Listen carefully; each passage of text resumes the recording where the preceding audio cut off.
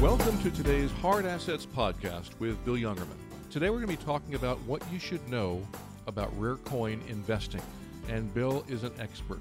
PNG certified. Bill has been collecting rare coins for quite some time, and he has an extensive rare coin collection of his own.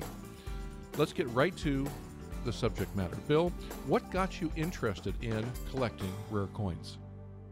Well, from an early age, actually from about age 9, I became interested in collecting coins. It was a very popular thing to do at the time. Children all over were buying these little albums at the 5 and dime stores to put your coins in. You could go through circulation and pick out things and fill up the little books. And there was some kind of desire to do that by a lot of people, and collecting became very popular, beginning in the 60s especially. And from that day forward, I kind of got, I guess you could say, the bug and began collecting. And then before long, I was dealing and trading in rare coins, or at least scarce coins, as a young man. Now, you have quite a rare coin collection of your own. What are some of the coins that you have that are the most interesting? I collect quite a few different coins. My favorite, though, although over the years I've collected many different types of coins and bought and sold collections and built collections for other collectors and investors, but currently my favorite collections are of course, world gold and gold coins from Scotland. We have one of the most complete collections of Scottish gold coins. And then Spain and the Spanish colonial coinage of Mexico, Central America, and South America, which were some of the colonies that Spain had during the great years of the colonization of these lands in South America and North America. And that's been our main thrust lately. Now, those coins, where did you find them? Who found them? Where did they find them? And there's an interesting story about those coins and how we've named part of South Florida. Tell us about that. Yes, well, when Spain began to colonize the Central and South America, they did so by going in and basically raping the country of their gold and taking over these areas to raise money for the king or for Spain itself. And they did so by going in and getting all the gold and silver that they could get. And then they began to set up mints in these different countries or colonies, and they struck these coins and then transported them back to Spain in many cases. And so as a result, these ships coming back from Spain or to Spain with the treasure from these colonies and these places had to face a lot of trials, especially hurricanes. And as a result, in 1622, the famous wreck of the Atocha and the Margarita were sunk off Key West, and as many have heard of that great wreck, and that is nothing compared to the 1715 whole fleet of ships that went down in a major hurricane right off our coast here of Florida. And that's known as the 1715 fleet, which literally millions and millions and millions of dollars worth of coins and treasures, gold and silver bars, and many, many coins, far more coins than we were even on the Atocha, were found on these shipwrecks. That's why we have the name the Gold Coast in Florida. It became known, and especially these coins were salvaged during the 1960s when they first discovered them. Divers such as Kip Wagner and Mel Fisher and others began to set up dive companies to actually recover many of these shipwreck coins. You own a few of these coins yourself, don't you? Yes, we have a wonderful collection of those in our personal museum collection that we have at our hometowncurrency.org address. And those can be viewed by anybody by going to that museum address. They're inclusive type collection of shipwreck gold coins from all of the major shipwrecks off our coast. Well, you have a 1702 coin that I've found fascinating, Bill. What is that coin worth? That coin is what they call a royal. That was an 8 escudo gold coin that was specially prepared on very special dies in Mexico for the purpose of most likely sending these back, some believe for the king's wedding, King Philip V. And those coins were made on perfectly round planchets as opposed to the very crude ones that were made for regular distribution. These were beautiful pieces, and many years, several years ago, they used to bring 40, 50,000. Today, they're bringing over $450,000 each. $450,000 each for one of the gold coins found in the wrecks off Florida. Well, Bill, if I am interested, if our listeners are interested in rare coin investing, and of course there are all different places. Some will be beginners, some will have collected coins for some period of time. What are three of the most important things that you think that people should know about rare coin investing? Rare coin investing takes some study. It takes some development of the thought process that you go into collecting coins. Many people get into collecting coins by initially just buying a mint product that they saw advertised, or some modern issue, or maybe just buying bullion gold coins and all of a sudden discovering that there's a whole world of what we call numismatics out there, and that there's thousands, even millions of different kinds of coins. So it's just a matter of developing your own innate interest of some area of numismatics that fascinates you. When you own a rare coin, you own something that's history in your hands. You have something that is art and tells a story. Its story has many sides to it depending on what kind of coin it is. For instance, like we talked about the 8 escudos from the shipwreck, but there are 8 escudos that were not in shipwrecks. And those are also collectible, but of course, once they've been in a shipwreck, they have a whole nother story and a whole lot more history to them. So there's all different ways of looking at your rare coins. The main thing is to, once you decide that, hey, I think I do like the pride of ownership, the scarcity of a rare coin, history that I can hold in my hands from centuries or even thousands of years ago, then go into a dealer that's qualified, sit down and discover, let him show you some of the different areas of numismatics and see which ones you find most fascinating. And then, as we often say, buy the book first. There's books written on every area, every phase of collecting coins and currency that there's ever been. The knowledge is out there, available for the collector. All he has to do is access it and then educate himself so he becomes a wise collector and doesn't go off on all these different tangents or be buying things just because some dealer wants to get rid of something that they have. So collect with a purpose, a goal, the very enjoyment of owning the items that you're purchasing. What gives rare coins their value? You've talked about the pride of ownership. You've also talked about rarity and scarcity. What is the difference between the two, and how does that affect the price of a rare coin?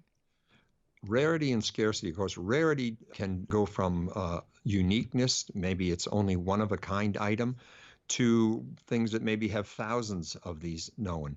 Somewhere in that framework, we discover how scarce an item is. Sometimes the mintage tells that figure to you, tells you that, hey, there was only 10 made or 100 made. In some cases, there's hundreds of thousands made, but they're none known to exist because maybe it's a gold coin and they were all melted down. So a lot of things like that come into play with the valuations and as to whether it's rare or scarce. The other part of that is in valuing something, something might be rare, but not have a tremendous amount of value because there's no popularity to it. There's nobody that particularly cares, or there's very, very few collectors, a very thin market, as we call it. So that all comes into play. So when you're buying a rare coin, you want to focus on what is the down the road value of this coin. Am I the only person that cares about this? Or is there a broader market to support the valuation that I'm putting on this coin when I buy it? So rarity, scarcity, popularity, and pride of ownership are the things that you really should be thinking about when you're buying rare coins. That's what gives rare coins their value. That's true. Also, what we often talk about is the value based on the grading. And that's another factor that comes into purchasing rare coins. You could be looking at a coin for $1,500 in a medium grade, but the same coin in a superb uncirculated condition might be $150,000. So grading is very important. And today we've somewhat solved that problem of the subjectivity of grading and authenticity by having two of the best grading companies ever devised, basically, that being Numismatic Guarantee Corporation based in Florida, and Professional Coin Grading Service based in California. Those two services are the main companies that grade and guarantee authenticity of rare coins. And a person starting off, at least, in collecting and acquiring rare coins should probably stick to coins graded and authenticated by those two services. Now, I know that there are different types of grading scales, but one of the more common scales is the numeric scale. Tell us how that works. What is considered a perfect specimen, or what is considered an excellent specimen? Grading systems today have changed over the years, but basically we are on a 1 to 70 scale. And the mint state, or the uncirculated category, is actually 11 different numbers or classifications. The very perfect number, the highest grade you can get, is a 70 coin. So it's what we call mint state, MS 70, or if the coin is proof, made on specially prepared dies for collectors, it would be like a PR or PF 70 coin. Those are perfect coins by the grading standards. The in-between numbers of that category of mint state or uncirculated are MS 60 to MS 70, or as I said, proof 60 to proof 70. Those two categories are your highest end coins. After that, they go down into what we call circulated conditions. And those conditions go anywhere from good, very good, fine, very fine, and extra fine, and then AU, or almost uncirculated. And there's the remaining numbers that go from 1 or 2 all the way up to AU 58 are the different categories that grade there. And some coins are people try to get, often they say try to buy the best quality that you can buy when you're investing in or when you're collecting coins. The best quality you can afford, actually. And some people say, well, I only want to buy mint state, proof, or perfect coins. And that's not possible in many, many categories of numismatics. Some coins don't even exist in better than fine condition, a very low grade or a circulated coin. Others often come uncirculated or in high grade. That comes from knowledge and learning and talking to a dealer that can help you and guide you in those areas. Well, one of the interesting things about the Florida Rex is that you have in your possession a coin from the 1715 fleet, a Mexican escudo. What's the grading on that particular coin? That particular one, the 1702 Royal that we talk about, 8 escudo, is graded MS 66. 66, and perfect is 70. Right, but there are very few antique or old coins that ever come near the grade of 70. The same coin, if that coin that I have in MS 66, if that was graded in MS 70, it would probably be $2 or $3 million. The likelihood of finding one that is absolutely perfect in an age that goes back so many hundreds of years is highly unlikely, especially since they spent 500 years or several hundred years at the bottom of the ocean. Well, I've seen that coin, and it's a beautiful coin. The reason that you invest in rare coins is primarily because you like investing in coins. You like investing in the pride of ownership, as you talked about earlier, something that matters to you, something that's historical, something that you enjoy having. But you also talked about investments. The Mexican escudo that you said was $450,000 today, what was that coin worth, let's say, 30 years ago? Let's say in 1990, that coin was probably selling for around $50,000. $50,000. That is an incredible investment, an incredible return on investment, but I know that that's not common with coin collecting, but it can be an excellent investment as well. Bill, if you were to start and you were interested in beginning to invest in coins, talking with an experienced dealer, how do I know whether someone is trustworthy and reliable or they're not?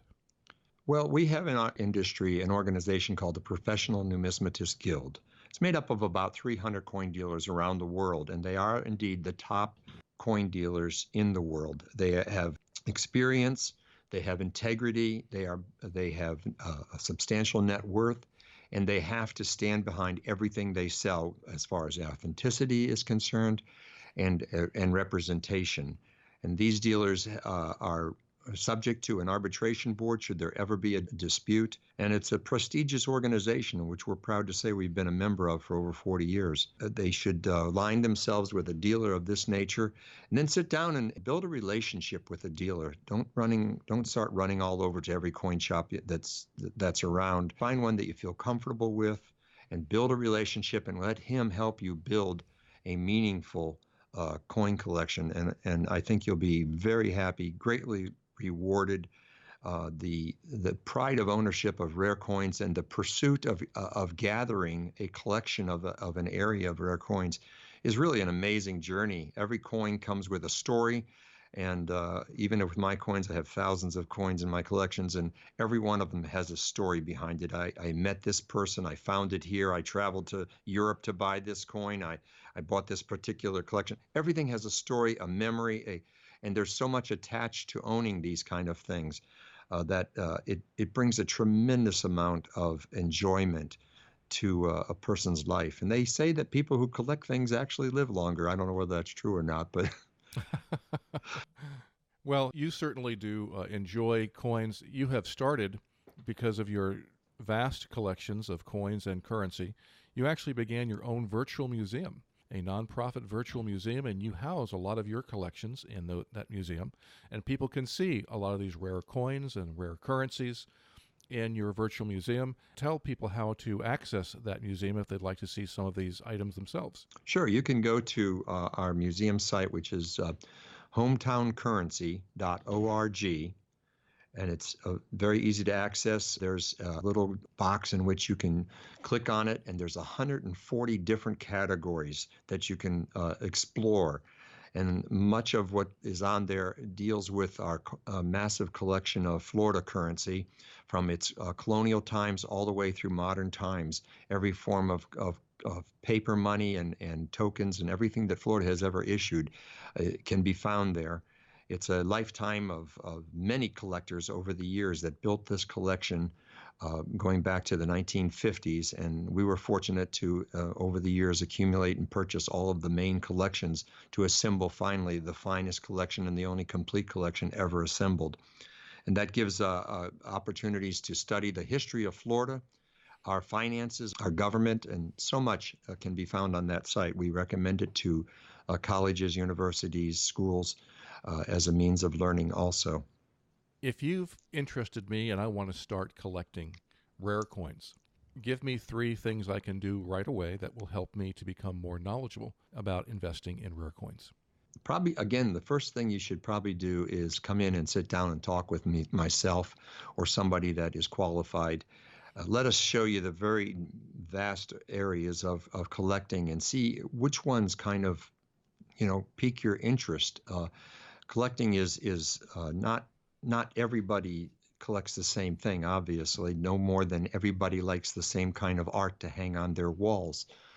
But there's something for everybody in the realm of numismatics, and it's tremendously enjoyable to learn the history and the pride of ownership and the fact that you're holding a something in your hands that's tangible and has had great value and over the centuries. That people have collected coins all the way back to they've traced it all the way back to Nero, Emperor Nero, coin collecting. So it's a great hobby. It's a great source of relaxation, and you'll make so many friends in coin collecting as you grow in this relationship with numismatics and numismatist.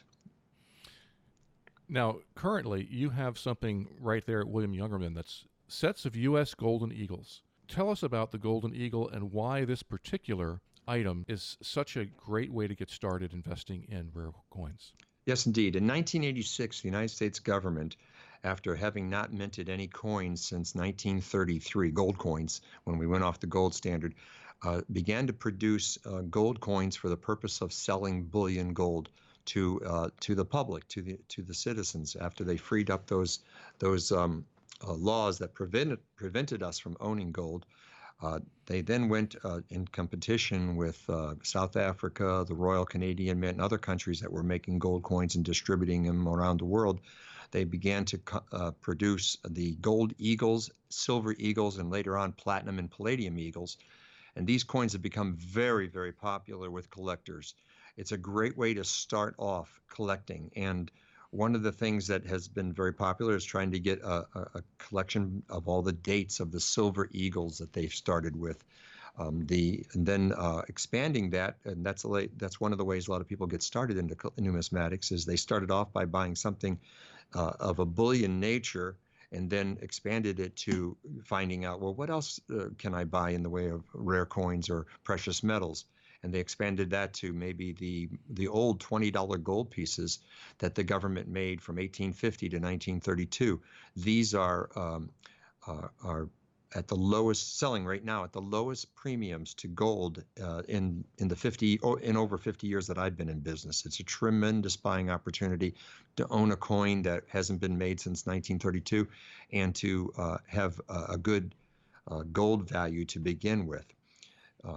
And then we have the eagles that came out of that concept, and they were made in 1 ounce, half ounce, quarter ounce, and 10th ounce gold coins for the purpose of selling bullion. So the United States Mint produced these, and they sold them for relatively low premiums to gold. But alongside of that, they also produced collector sets of these same coins in what we call proof condition. These coins are struck on very special, highly polished dies for presentation purposes and for sale to coin collectors. This gives you the very highest quality of a coin you could get. They have mirror surfaces, and they're absolutely beautiful. They're packaged in special packages by the United States Mint to preserve them and to make sure that the coins are kept in top quality, as opposed to a bullion coin, which comes in rolls of 20 to an ounce, 20 ounces to a tube. These proofs were made in singly and in 4-piece sets. Those 4-piece sets traditionally have sold for $350 over the price of gold by the U.S. Mint, and that's what they currently sell for. However, the premiums on these coins have also come down to a bargain level for collectors, and this is a way to start your collecting. You can buy all 4 of them in proof condition, just like they came from the mint, and they're only selling for a small premium of $80 over the spot price of gold per ounce. Wonderful opportunity to get started in owning something that's beautiful, tangible, and historically significant, but also that has great investment potential. Well, Bill, we covered a lot about rare coin investing, and certainly the U.S. Golden Eagle is an excellent way to get started. Is there anything you'd like to add before we close this podcast? I think if you can just encourage people, go out, do a little research. Today, we live in a world that is so connected and so much available to us on the internet, as far as finding out information about rare coins, precious metals, and align yourself with a coin dealer and come in and have a conversation. Just simply call me and tell me, hey, I'd like to find out more about really collecting coins also as an investment. Can I come in and sit down and talk to you and set up an appointment with me? And I'll be happy to sit down and talk to you and explore the areas that you might be fascinated by, and that can actually begin you on a lifelong project of enjoying numismatics. Well, Bill, thank you for your time. If you're listening to today's podcast and you want to start, there's a few other things you can do besides investing in the U.S. Golden Eagle. That's a great way to get started, but you might want to do something different. But you can also get our free guide. We have a free guide that talks about the different types of coins, some of the terms that are used in the industry that'll help you become more knowledgeable fairly quickly. Even the measurement systems that are used, methodologies that are used to measure coins, it's all in our guide. There's even 4 keys to gold investing, comes along with our free guide, and you can get that guide by simply calling us at our offices in Boca Raton. Bill's office, it's 561-368-7707. That's 561-368-7707. You can also sign up for our free e-newsletter. And in the free e-newsletter, there'll be a feature, perhaps a podcast.